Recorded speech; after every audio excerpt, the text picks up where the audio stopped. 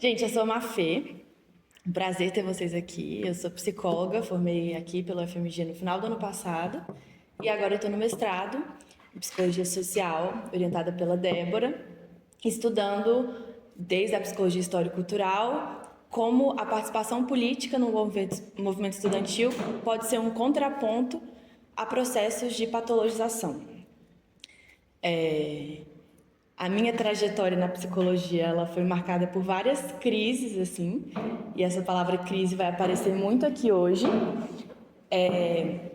porque eu conheci o marxismo na universidade, conheci uma nova forma de olhar para o mundo, olhar para os fenômenos, interpretar a realidade para transformá-la, e a partir disso me vieram vários incômodos, assim, com uma psicologia que tem várias abordagens, que mal conseguem dialogar entre si, que tem objetos diferentes, métodos diferentes.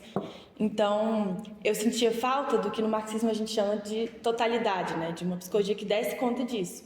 E é aí que que eu me encontro com a psicologia histórico-cultural, que parte justamente desse ponto, que é o que a gente vai elaborar um pouquinho nesse primeiro encontro.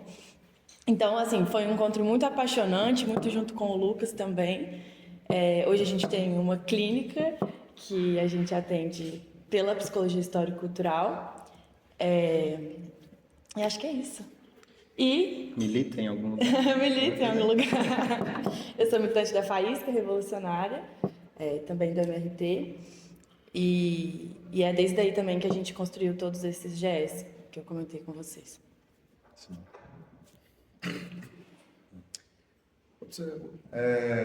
Olá, eu sou o Diego, estou no quarto período agora de psico. Eu gosto de falar 3,5 porque eu entrei na irregularidade do curso.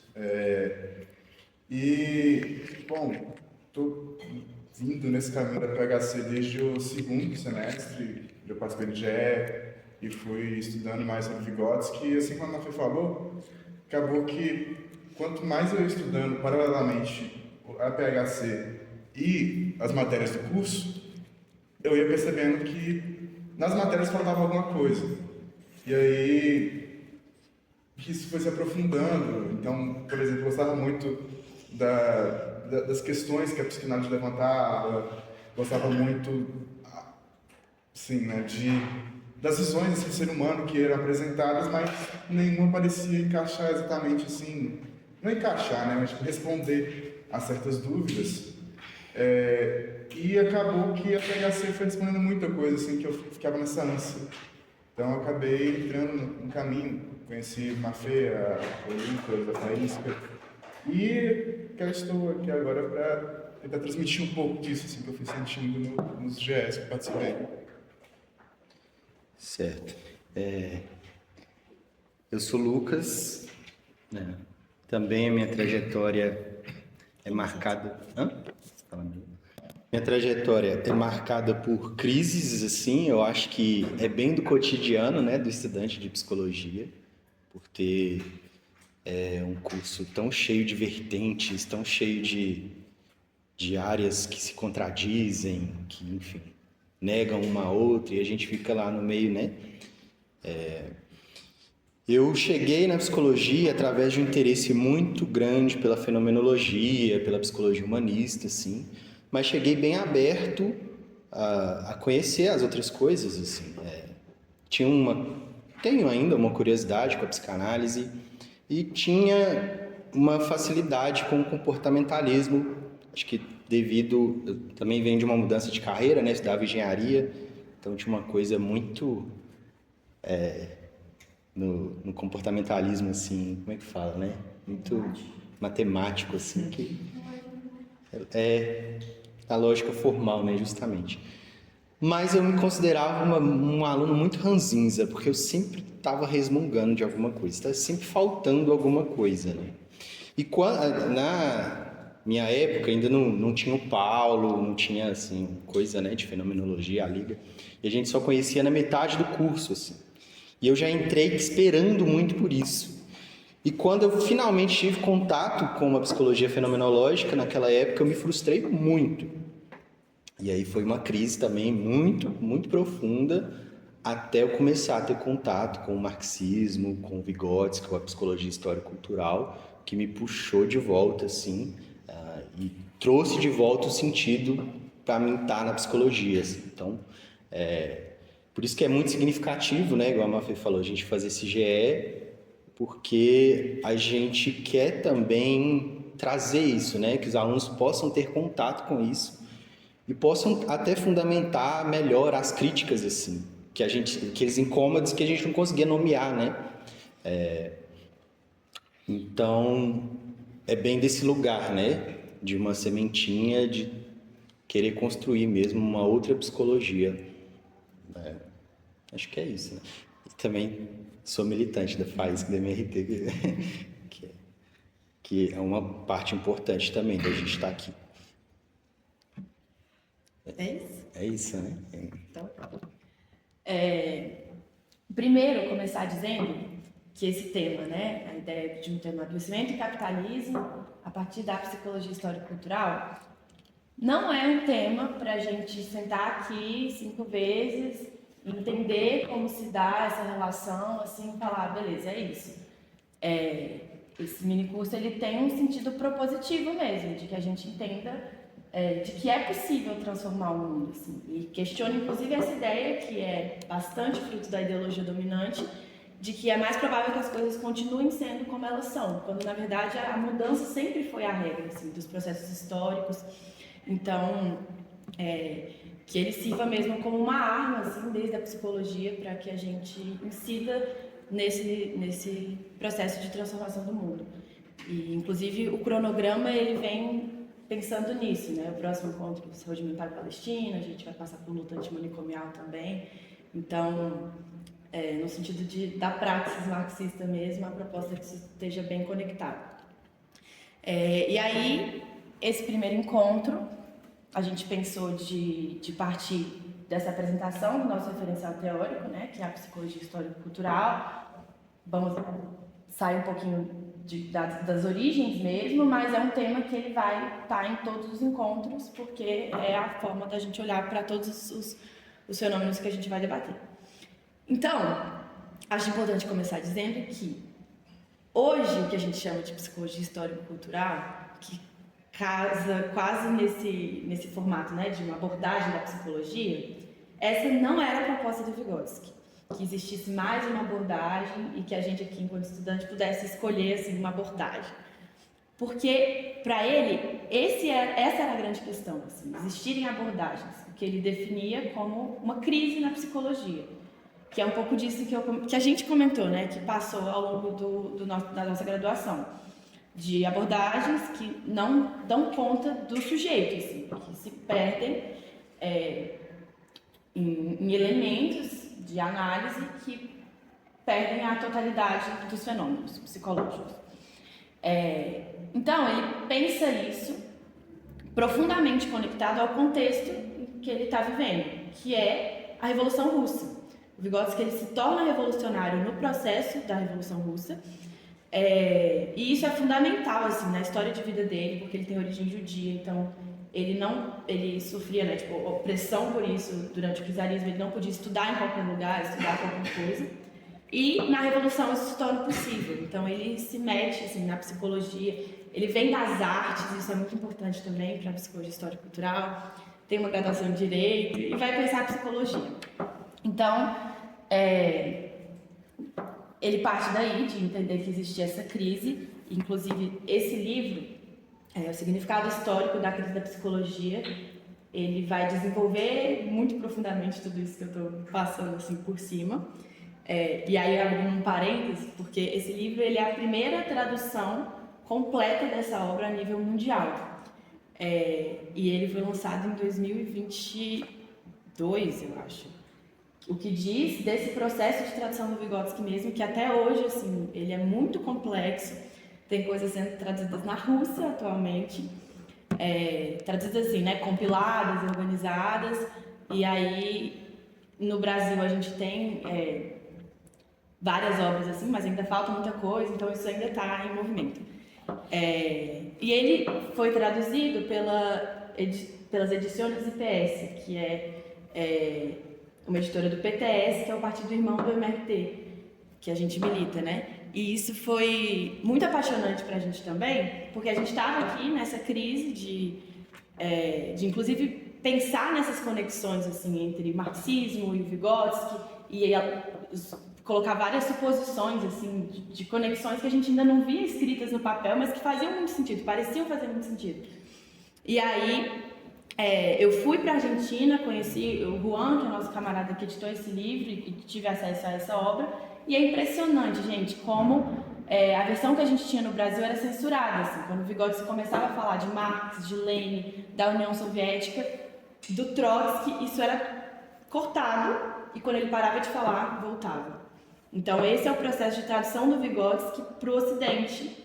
E aí eu falei, né, dos motivos a gente não ter isso oficialmente nos nossos cursos, passa por essas censuras. E aí, fechando parênteses e voltando, né? Ele então identificava essa crise e o que ele se propôs a buscar era qual era a dialética da psicologia. E daí, criar uma psicologia geral. Era esses os termos que ele usava. E de onde que ele partia para pensar isso? Do que o Marx faz no Capital, quando ele tem um todo, que é o sistema capitalista, e ele vai buscar qual é a unidade mínima de análise em um movimento do materialismo histórico dialético, qual é a unidade mínima de análise que permite ele compreender esse todo. Então ele sai de um todo caótico, a gente pensa, né, a sociedade que a gente vive, um monte de coisa acontecendo, o que me permite explicar como essas coisas funcionam. E é esse trabalho incrível que o Marx faz no Capital, chegando à resposta que a mercadoria é essa unidade, que nos permite compreender esse todo. E qual que é o sentido de unidade? A gente pensa, por exemplo, na água, H2O. Ela é uma molécula. Se a gente decompõe mais um pouco, pega o H, a gente não consegue entender o que é água. Mas se a gente tem o H2O, a gente tem uma partezinha assim, sintética desse todo. Então, o Vygotsky, ele se propõe o desafio com grupos de pesquisa, com outros nomes que a gente vai passar por eles, que é Leontiev, Luria, Blumas, Engarnik, a buscar isso na psicologia, assim. Partindo dessa crise, em que ele via propostas materialistas muito vulgares, que é um pouco essa ideia do comportamentalismo e tal, e propostas idealistas, aquela coisa introspectiva, enfim, que só a pessoa poderia ter acesso aos próprios fenômenos dela, e para eles não respondia. E ao mesmo tempo, o que está acontecendo aí é de todo mundo querendo desenvolver os campos de conhecimento de uma maneira marxista, assim. Porque é Revolução Russa, né? Então a gente quer uma pedagogia marxista, uma biologia marxista, tudo marxista. Mas ele fala, não é isso assim que eu vou fazer de forma vulgar, no sentido de pegar trechos do Marx e juntar a psicologia, fazer uma coxa de retalhos e falar que isso é a psicologia marxista. Então o Vygotsky ele tem um pensamento profundamente dialético. Isso é muito apaixonante, inclusive, e pode ser um pouco maçante, assim, nos livros dele, porque ele vai dialogando, assim, com todos os autores, várias teorias, nesse movimento, assim, dialético, até chegar ao qual é a questão para ele, assim. A gente pode acompanhar o desenvolvimento do pensamento dele mesmo nos escritos. E aí ele chega em propostas de unidade. A gente vai entrar um pouco sobre isso depois, não sei nem se no encontro de hoje, mas ele chega na palavra como a unidade entre pensamento e linguagem, palavra significativa. Ele chega na vivência como uma unidade entre o meio e a nossa personalidade, vivência aí como uma experiência que ela é significada na nossa história de vida. Enfim, ele vai se debruçando sobre isso. Então, partindo do materialismo histórico dialético, é esse o nosso método, para construir essa psicologia. E aí, o Lucas vai entrar um pouco mais nos desenvolvimentos, então, que ele chega, que ele vai desenvolvendo. Mas, já dando um caráter mais histórico, é isso que acontece, assim. Ele morre muito novo, com 30 e poucos anos, porque ele era tuberculoso. Mas a companheira dele, ela tem uma definição que é muito forte, que ela fala que se ele não tivesse morrido pela tuberculose, ele teria sido morto pelo stalinismo, porque ele sofre também um processo de censura, de perseguição, a obra dele, né, ele, na União Soviética, por esse caráter profundamente dialético, assim, porque o marxismo, nesse processo de burocratização, se torna um dogma do Estado, assim, bem nesse sentido que ele rejeitava, que as coisas fossem isso e mais isso, é marxista. E aí tem esse primeiro processo lá, e depois ele também sofre essa censura que eu mencionei do Ocidente, então as obras chegam aqui completamente censuradas, assim, o que leva que a gente tenha contato com o Vygotsky, ele talvez em psicologia do desenvolvimento, sendo contraposto a Piaget, assim, mas sem nada disso, que não eram exemplos, né, era o cerne mesmo da obra dele. Um pouquinho é isso.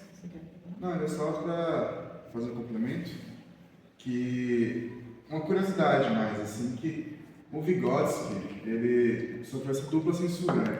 Então, quando ele chega aqui pra gente vê a versão dos Estados Unidos dele, que é uma versão totalmente podada, que é basicamente uma crítica ao Piaget, né? Então, vocês falaram que estão no terceiro período, talvez vocês tenham até visto já sobre Vygotsky na aula, que coloca que, tipo, para ele, o aprendizado não vem de etapas cerebrais, mas sim de vivências no dia a dia. E é isso. E aí se esconde todo esse caráter dialético e marxista dele, para colocar como se fosse só mais um teórico, e um teórico ultrapassado, para colocar que ele, tipo assim, deu as contribuições dele, deu o que tinha que dar e acabou, foi isso. E, inclusive, outra curiosidade é que na União Soviética, a gente vai ver que o Vygotsky desenvolveu muito sobre desenvolvimento, ele vai falar sobre crianças em etapa escolar, etc. E ele é muito utilizado também na psicologia escolar, porque, inclusive, a psicologia foi relegada a esse papel. Então, é pensar que, naquela época, a censura chegou a tal nível que a psicologia ficou tipo, vocês vão trabalhar com o desenvolvimento de crianças nas escolas, etc. E não sobre clínica, enfim. Isso leva muitas pessoas, na verdade, a ver o Vygotsky como alguém restrito, né? Alguém que não pensou a clínica. Quando não, ele também tinha várias elaborações sobre testes psicológicos, sobre o adoecimento, como a gente vai ver. Sim. Enfim, era isso, era uma psicologia do todo, essa que não segmenta, que enxerga um processo como inteiro, né? E aí vai, realmente com curiosidade, que lá ele meio que perdeu uma disputa de queda de braço com o Pavlov, que é o cara do cachorro. Todo mundo conhece ele pela baba do cachorro, ele foi pisando, o cachorro foi babando, ele fez o condicionamento, que é a base da EC, que é quem vai falar, curiosamente, que a revolução ela é impossível porque a gente não pode deixar de ser punido. Assim, as nossas punições, naquele sistema de reforços, etc., vai sempre existir, e é isso aí que é o que você deve estar vendo com a Vivi. Então, enfim, ver como que as coisas vão se conectando, né? E, tipo, quanto que isso não está afastado, né? Quanto que essa censura afetou, tipo assim, o Vygotsky, a obra do Vygotsky, a psicologia como um todo. Até hoje, né? E um outro ponto muito importante é que a gente está falando dessas elaborações teóricas, mas não é como se ele tivesse também na sala dele, no escritório dele, fechado, pensando assim sobre as coisas.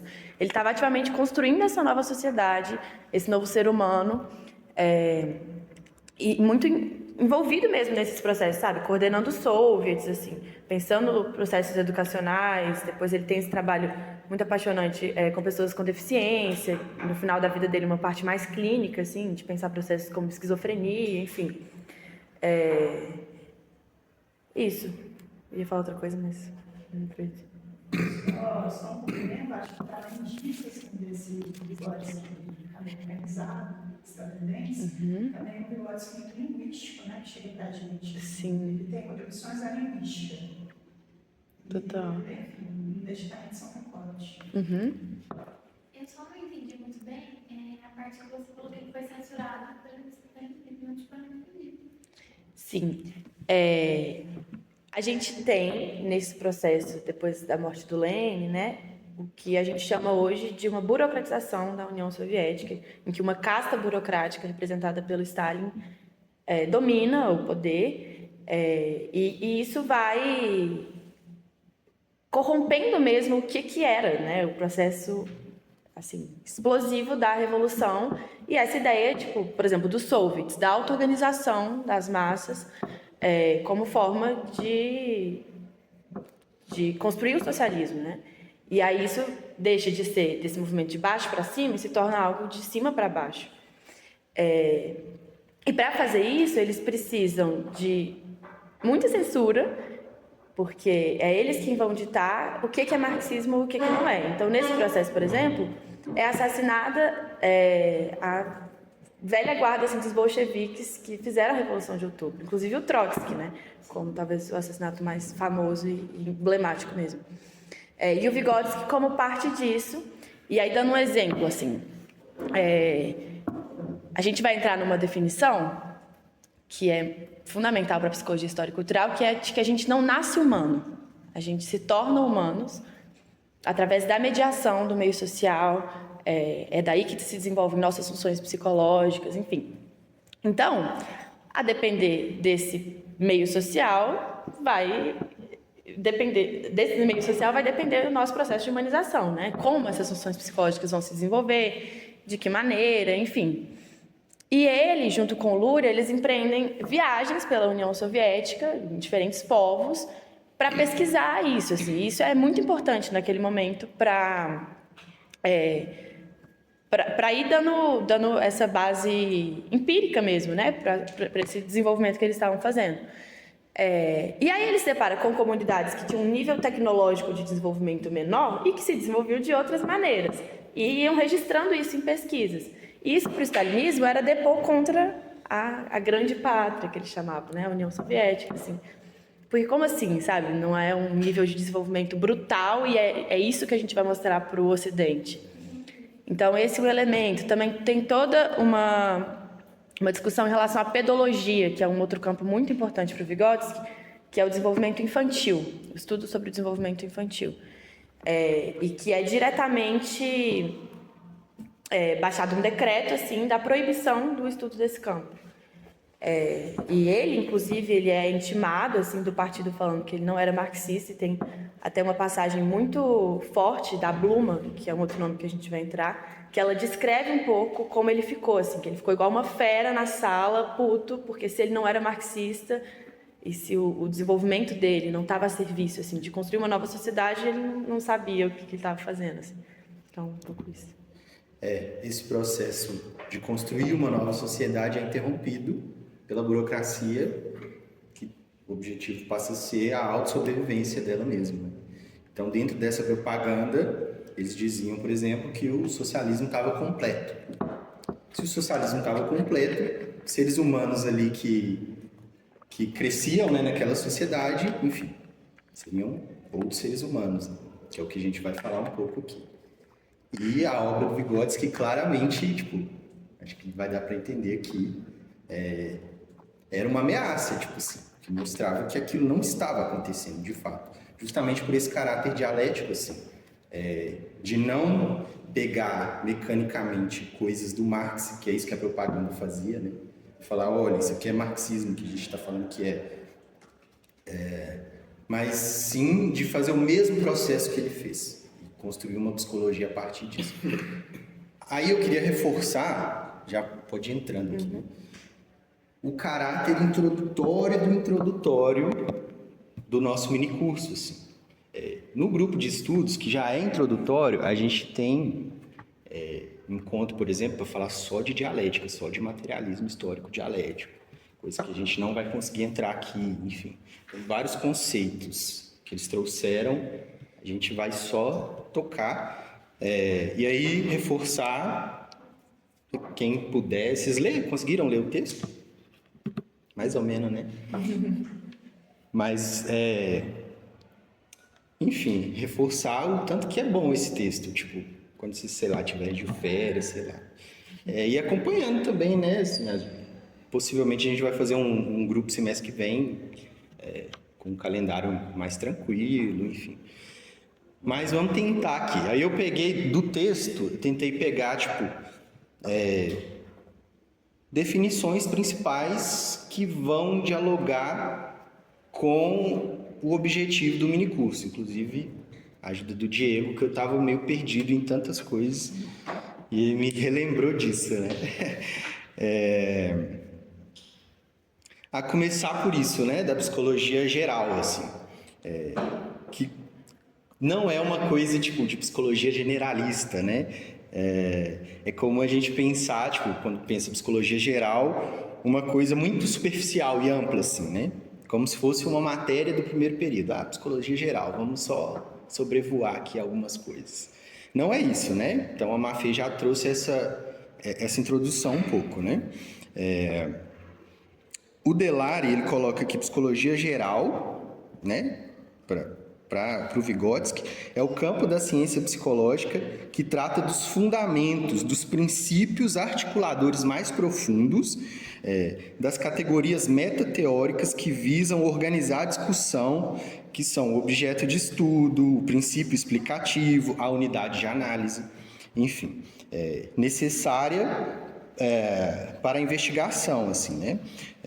E o modo de proceder à própria análise. Então, essa busca da psicologia geral é a tentativa de superar justamente o que ele chama de crise na psicologia, que é essa coisa muito fragmentada e que a gente tem até hoje, né? Então, ele traz alguns princípios dessa psicologia geral, e aí, como eu falei, eu vou tentar aqui pegar algumas coisas que vão dialogar com o objetivo do nosso GE, né? Nosso minicurso. O primeiro, se vocês tiverem dúvida, alguma coisa, vamos deixar a parada dialógica aqui. O primeiro princípio da unidade psicofísica. Então, também tem assim, né, um senso comum sobre psicofísica que dá a imagem de um laboratório lá, o Delary coloca, né, que mexe nos aspectos fisiológicos do funcionamento mental e olha só, essa parte aqui é isso, enfim. Que é meio como a psicologia se constituiu no Ocidente, assim, no século XX, que a gente traz até hoje. Para a psicologia histórico-cultural, trata-se de uma unidade dialética entre o psíquico e o físico, né? É uma integração entre o que a gente chama de função psicológica e a natureza como um todo. Nas abordagens idealistas, né, que é um lado da crise, assim, a gente vê explicações complexas para o psiquismo, né? Por exemplo, sei lá, a própria psicanálise, né? Tipo, o aparelho psíquico, toda coisa bem complexa, mas que vai dialogar pouco com o corpo orgânico, assim, com o corpo material mesmo. E nas materialistas vulgares, a gente... deixa eu só voltar aqui para não perder. Frequentemente, por exemplo, quando a gente fala de adoecimento psíquico, a gente cai na medicamentalização, também por uma pobreza nesse diálogo, colocar uma relevância maior em aspectos fisiológicos, né? E que também não dá conta de responder, né? Então a gente vê como a psiquiatria bate muito cabeça, assim, para tentar falar de transtorno, para tentar falar de depressão, de coisa, e não chega a lugar nenhum, assim. Então, a gente vê, e isso dando mais a fundo, assim, como esse debate lá na Rússia era feito, né, naquela época, que era um debate muito mais avançado do que a gente tem hoje, tipo, justamente por pensar de forma dialética nessa unidade, assim. Então, hoje a gente lida com um forte reducionismo que vem dessa lógica formal de, né, A causa B, B causa A, enfim, e que não dá conta de responder a complexidade que é um adoecimento psíquico, né? Então, tem esse lado, né, que dá essa ênfase exagerada no que é biológico, E tem um lado também que aponta, dá essa ênfase para a esfera psíquica, enfim, né? Que essas explicações mais complexas. Ou que acaba tentando fazer uma crítica, né? Tipo assim, que também acaba sendo reducionista. Falando assim, não é transtorno, é capitalismo. Tipo assim, né? E tem gente que responde, às vezes é capitalismo, às vezes é transtorno mesmo. Como se só pudesse, né? A gente tem que separar uma coisa ou outra, assim, né? E aí o Delário, vou colocar aqui a citaçãozinha dele, ele fala... Primeiro ele fala desse reducionismo, né? O ser humano não é um ser biológico, mas sim social, cultural e histórico. Ele fala que isso está parcialmente certo, mas ele coloca uma maneira melhor de definir, né? A constituição biológica do ser humano é de tal ordem que ela não basta a si mesma e exige dele que disponha de recursos para além dos seus traços orgânicos hereditários. Então, não se trata de psicologia histórico-cultural, uma crítica que a gente recebe de outros lugares, né? Como se fosse um sociologismo, né? Uma coisa assim, uma sociologia psicológica. E a gente, na verdade, o Vygotsky fazia e a gente se preocupa com, enfim, o Luria também, enfim, com também a parte material, a parte orgânica, o corpo, né? Ele também faz uma outra oposição, né, ao cartesianismo, né, o dualismo cartesiano, que é o corpo age e a alma pensa e sente. Porque essa ênfase no corpo, né, levanta questões como o corpo produz arte, né, produz coisas abstratas. Muitas vezes a resposta é para algo inexplicável, a alma, né, alguma coisa do tipo. E aí ele recorre a Spinoza, que era uma referência do Vygotsky, para dizer que o corpo age, pensa e sente por si próprio, assim. E é nisso que a gente está interessado de investigar. E aí é esse o processo que busca a célula, que olha... Mas enfim, vou chegar lá mais para frente, senão fica também redundante. Eu tento deixar anotado para eu seguir minha própria linha, senão eu vou empolgando. Um segundo princípio importante, algum comentário dessa primeira parte? Claro. Um segundo princípio importante é da determinação da consciência pela existência social. Então, ele coloca, dando uma resumida boa também, que a vida não é determinada pela consciência, mas esta é pela vida. Então ele fala que, né, nessa primeira abordagem da vida determinada pela consciência, o ponto de partida é a consciência tomada como indivíduo vivo. E no segundo, são os próprios indivíduos vivos, reais, tais como são na vida concreta, e a consciência é considerada unicamente como consciência desses indivíduos. E aí, isso leva também, a gente no GE tinha um encontro para debater mais isso, né? Há um questionamento que a gente faz ao psicologismo, assim, que é a ideia de que, a partir da psicologia, né, ampliando a consciência de uma parte da população, a vida ia melhorar como um todo, né? Então, o que faltaria para a gente, sei lá, viver num país melhor é que as pessoas fizessem terapia, por exemplo, né? Uma coisa... É esse o psicologismo, assim. Ou de que uma revolução é possível à medida que as pessoas forem mudando de ideia, se convencendo, e aí vai ter maioria que vai estar convencida e a gente vai fazer uma revolução. Sim. E a gente tem que falar mais de solidariedade, não sei o quê, sei lá.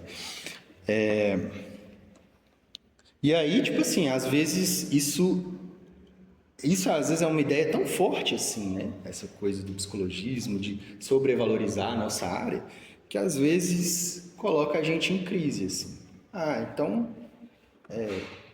para que serve a psicologia, né? E, na verdade, é o contrário, assim, a melhor psicologia que a gente pode fazer é aquela que reconhece até onde ela pode chegar, assim. Então, reconhecer o limite potencializa a nossa prática muito, né? Assim como ignorar esse limite, né, e sobrevalorizar a nossa prática pode levar a processos adoecedores, assim. E eu já atendi, assim, pessoas na clínica que sofreram disso, né, em atendimentos anteriores, porque a pessoa estava ali num processo terapêutico, ela estava ali se dedicando ao processo e não conseguia melhorar por questões muito concretas de vida. E isso levou a psicóloga dessa pessoa a uma dinâmica de falar, tipo assim, o problema está em você que não está melhorando, né? Então isso pode cair numa lógica de culpabilização. Se a psicologia é isso tudo, se ela dá conta de tudo, e a pessoa tem ela nas mãos e não melhora, então esse é o perigo, né? Por favor. Não, é só para dar uma palhinha. Essa lógica pode levar ao adoecimento do próprio psicólogo, né?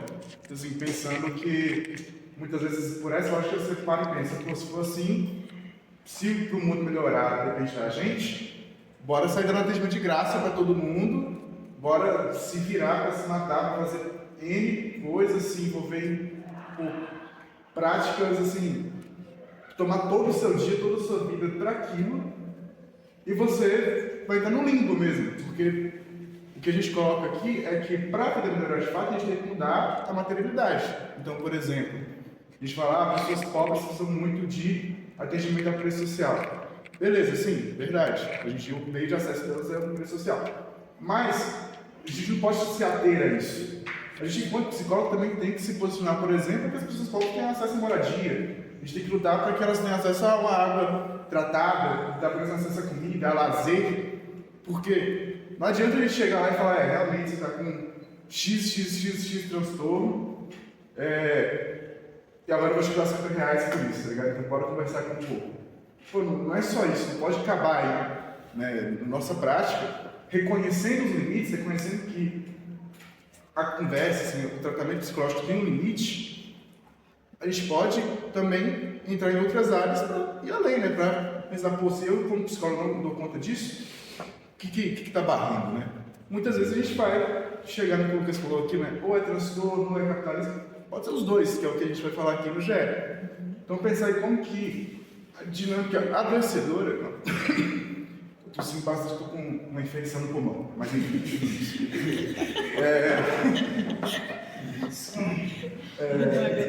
Já estou tomando remédio já, tá?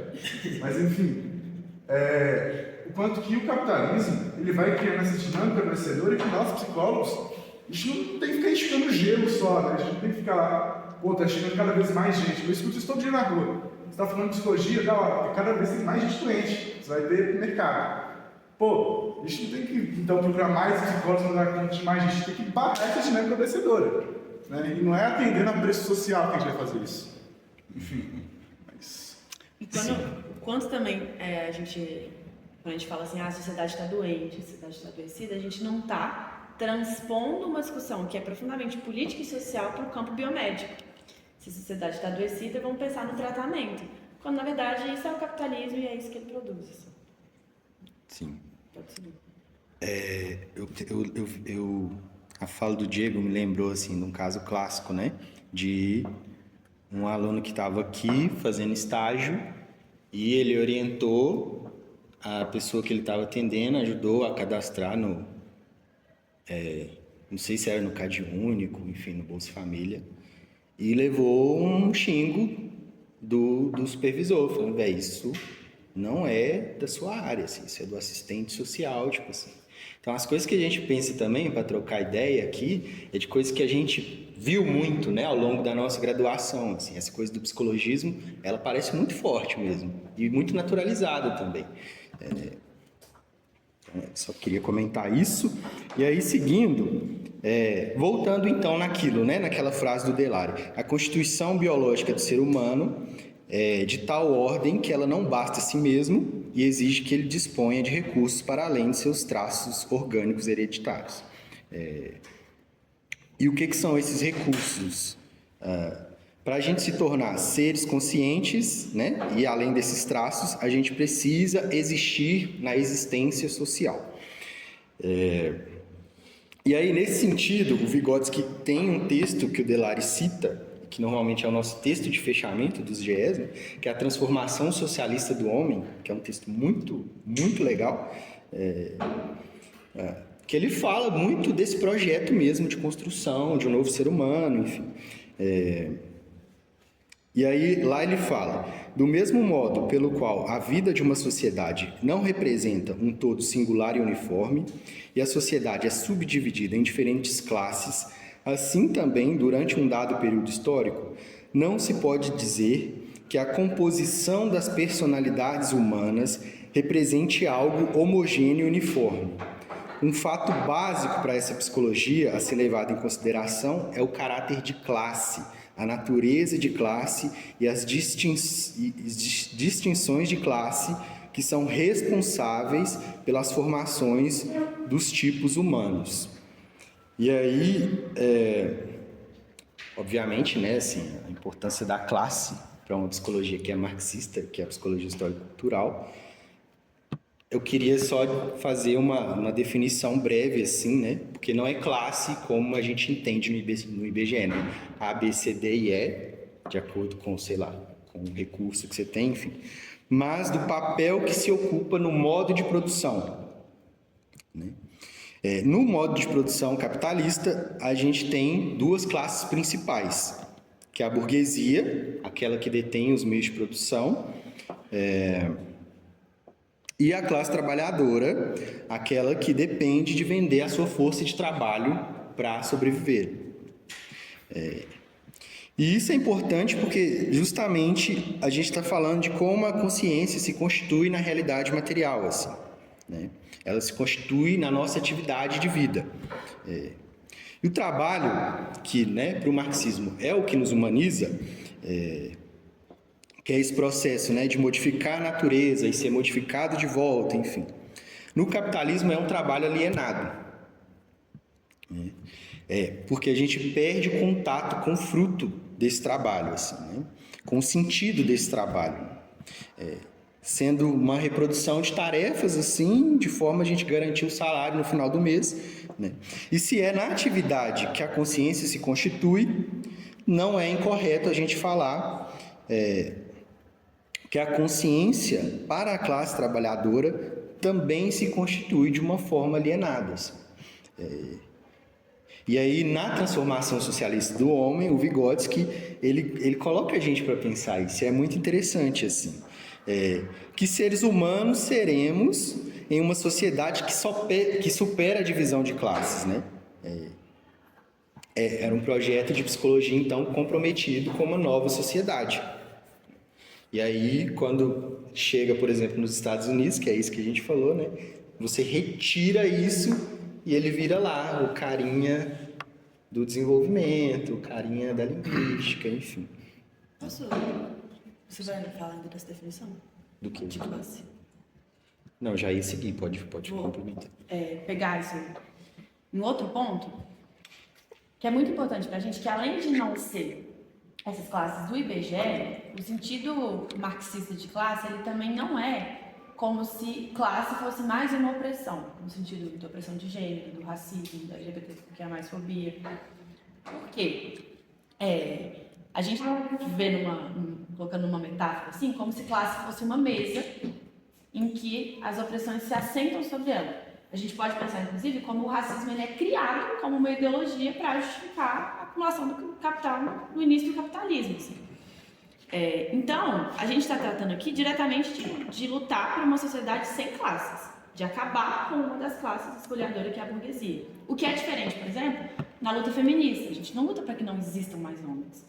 Ou antirracismo, né? Que não existam mais pessoas brancas. Nesse sentido de acabar mesmo, assim, materialmente com essa forma de organização social.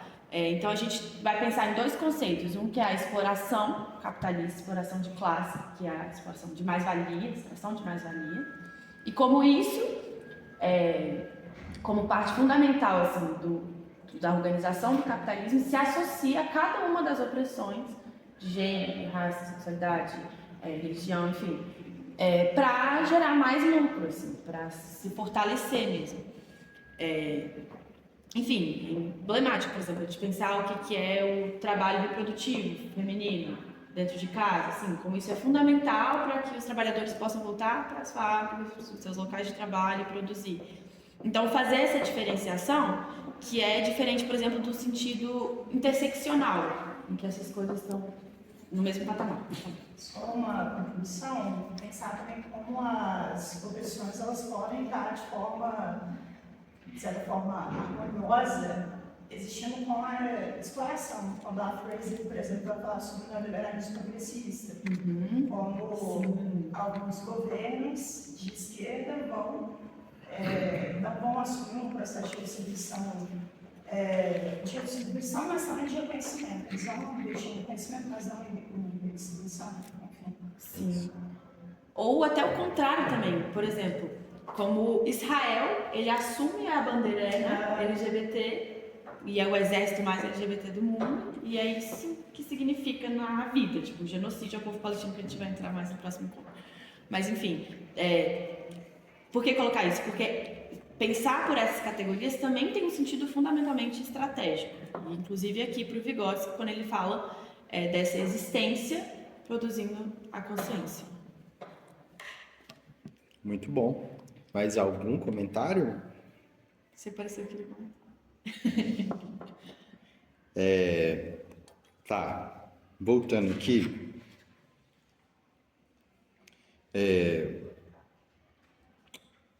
Sim, quando a gente está falando, então, de um tipo de psiquismo, né, para uma determinada classe, a gente não está fazendo aquela elaboração mecânica, né?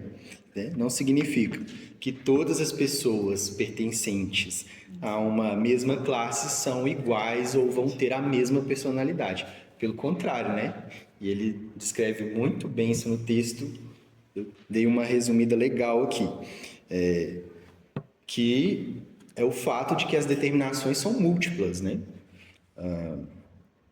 E aí entram muitos conceitos interessantes aqui para a gente se aprofundar nisso.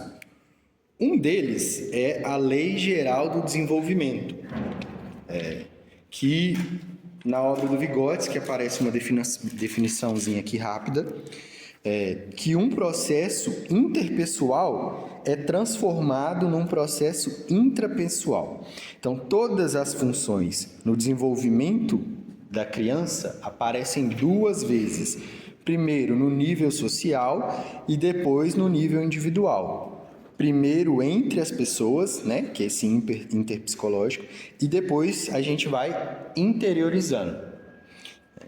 Em outras palavras, toda vozinha interna que a gente tem, um dia já foi uma voz externa, né? Uma maneira de colocar-se. E aí a gente pode pensar na vivência, né? Como uma categoria, como uma unidade que vai falar dessa relação entre o externo e o interno, né? Entre a experiência que a gente tem e como a gente elabora ela, né? Como ela é refratada, assim.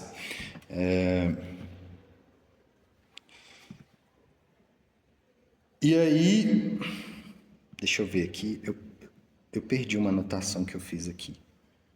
Mas enfim, então vai depender muito das vivências, das experiências de vida, do acesso que a gente tem às coisas, enfim. Enfim, recursos tecnológicos, culturais, etc. Tudo isso é parte de moldar quem a gente vai se tornando, né? Um outro conceito interessante é o de drama. É um conceito também do Vygotsky, dos papéis sociais, né? Ali o Delary também ele dá uma explicação, eu já pulei aqui direto para o exemplo que eu acho que ele ilustra, que é o exemplo do Vygotsky, de um magistrado que deve julgar a própria esposa. Nessa situação crítica para ele, ele tem dois papéis ali, o de juiz que condena e o de marido que absolve. Em cada caso, há uma hierarquia diferente nas funções psíquicas desse magistrado, né? No primeiro, a racionalidade tenta prevalecer sobre a afetividade, no segundo, se inverte essa hierarquia, de um lugar em que racionalidade e afetividade também compõem uma unidade de análise. A gente não olha para elas de maneira separada nesse lugar da lógica formal, né? Você fez assim? E aí ele coloca: a psicologia dos papéis de Vygotsky convida a refletir sobre como eles se entrelaçam, solicitando, possibilitando, impedindo ou adiando ações deliberadas, né? O papel social, juiz, médico, determina a hierarquia das funções. Isso é, as funções mudam a hierarquia nas diferentes esferas da vida social. Aí aqui, estou preocupado com o tempo, mas a gente entra no conceito de vivência um pouco, que a gente já comentou, né? Deixa eu ver se dá para pular aqui. O conceito de consciência como vivência de vivência, esse também é interessante, assim. A atribuição de características ao outro no campo interpsíquico cria as possibilidades que a gente atribua características a nós mesmos, né? Então é desse lugar que nasce o eu, né? Que é a consciência, assim. A gente reconhece o outro e a nós mesmos como seres humanos, mas esse outro já se diferencia de nós, né? Ele nos dá um nome antes da gente nascer, enfim. E a gente vai internalizando essa diferenciação também. Então, a gente se relaciona, isso é um conceito, pode parecer abstrato agora, mas é interessante para pensar o adoecimento psíquico. A gente se relaciona com nós mesmos como uma relação social, né? Que a gente vai internalizando e vai... Como é que é? Fugiu a palavra. Mas a gente vai internalizando essa relação social e esse diálogo introspectivo, assim.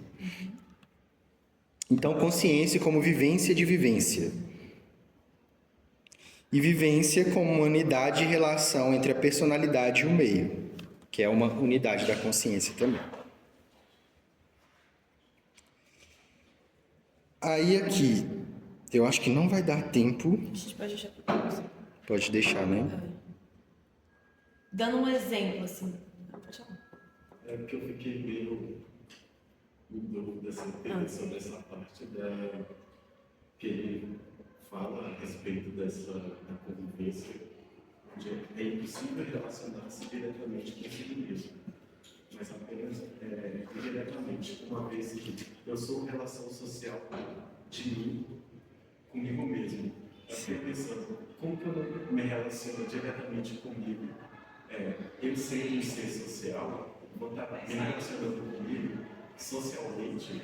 Então, eu vou estar relacionando comigo diretamente, não indiretamente, porque eu estou me relacionando comigo, com o meu social. Tá. Você quer responder? É porque a gente precisa, para estabelecer essa relação, a gente precisa da palavra, né? Que é essa unidade mínima. Então, essa relação minha comigo mesmo, ela é mediada pela palavra. Ela é primeiro externa e interna, então eu preciso desse arcabouço cultural, né? Que também vai estar determinado, enfim, num tempo histórico. Então, assim, esse eu, ele é diferente, né?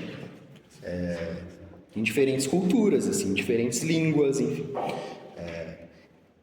Então, acho que é isso, assim, esse caráter de ser uma relação mediada também. Mediação, nesse sentido, você falou? Não, era isso. Assim. Da linguagem, que para ele, essa fusão, né, entre pensamento e fala, na linguagem, é um grande salto que os seres humanos têm em relação às outras espécies, porque permite essa mediação simbólica. Então, se eu te falar, tipo, você levantou a mão, né? Eu falei, pode falar, porque eu sei o que isso significa socialmente, enfim. E a gente aprende as palavras, a gente não inventa isso, né? Elas são disponibilizadas pra gente. Bem aquela coisa, de, por exemplo, do saudade, né? Que só existe em português. Então eu vou me relacionar com esse sentimento, assim.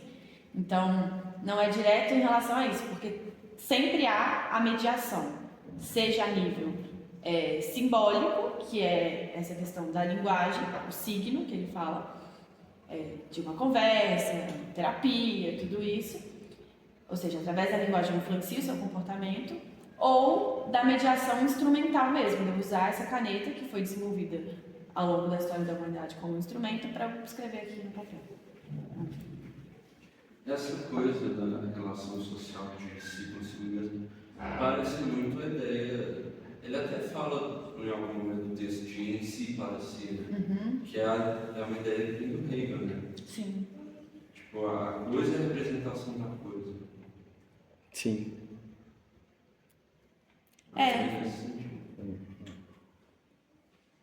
É isso mesmo, assim, inclusive as referências, né, de Hegel a Marx, é daí que vem Spinoza. Eu ia dar um exemplo de processo de internalização, porque isso também pode parecer um pouco abstrato, de que toda função psicológica um dia foi uma relação.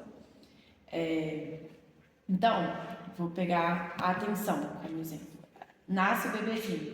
Ele não consegue escolher para onde que ele vai prestar atenção. Ele não tem atenção voluntária. A atenção dele vai para o que for mais forte no ambiente, mais colorido, mais barulhento. Mas com a mediação ali dos cuidadores, depois dos pares, incidindo sobre ele, de tipo assim, olha aqui, olha isso aqui, não sei o quê, ele começa a conseguir fazer esse movimento da atenção voluntária. E aí isso é internalizado a ponto de hoje a gente quer estudar, assim, e a gente está disperso pensando em alguma coisa. A gente fala, tipo, não, vou voltar a prestar atenção aqui. De fazer esse movimento interno mesmo. E é esse o caminho que para eles todas as funções, atenção, memória, fala, linguagem, vão fazer. Tipo, você está desconectado com essas funções psíquicas, tem a ver com a internalização desse meio social também, porque tipo, pensando, né, na psiquiatria e tal, que é tipo, na atenção, quando a gente não tem uma atenção, vai medicar e tal, enfim. Sim. Só que isso tipo, tem muito a ver com essa internalização, porque quando você vê tipo, principalmente na psiquiatria, pega as funções psíquicas como elas estão dadas e pronto, né? Não entende de onde essa questão da internalização. Sim. Eu acho que isso é uma resposta. Em 2 pontos. Um, que é essa questão, né? O mais famoso da psicologia, porque é o mais emblemático mesmo. Uma criança não tem atenção, é um transtorno no cérebro dela, precisa ser medicado, o nome é TDAH. E, inclusive, é extremamente discutível o desenvolvimento do déficit de atenção, que é uma questão real, que pode gerar problemas reais, da definição disso como um transtorno individualizante, biologizante.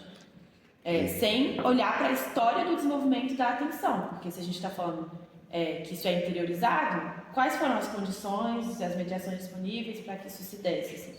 E outra questão é a relação entre essas funções, que é o ponto-chave para o Vygotsky, assim, que quando a gente vai olhar para essa história de desenvolvimento, é muito mais a relação entre elas do que propriamente uma função. É muita coisa que a gente está falando aqui, a gente vai voltar. Eu queria só um minutinho, eu acho que vocês têm aula agora, né? É porque... então tá bom. É que isso que era uma definição que é do método do Vygotsky para olhar para as funções, que é o método genético experimental. Genético de olhar para a origem, que é isso, né? Então tem um problema de atenção, a origem e o desenvolvimento dessa atenção. Então é isso, por exemplo, que a gente busca fazer na clínicas. Tem um problema de atenção, olhar para a história do desenvolvimento dessa atenção, para chegar na essência desse problema, né? E não só olhar a aparência, tem um problema de atenção agora, então toma esse remédio, que é isso que faz, né? Mas eu acho que nos próximos encontros a gente pode entrar mais nisso, que isso é importante, assim, para falar de adoecimento psíquico, né? Oi? Genético experimental. É que não é genético de genética, né? É de gênese. Gênese, é.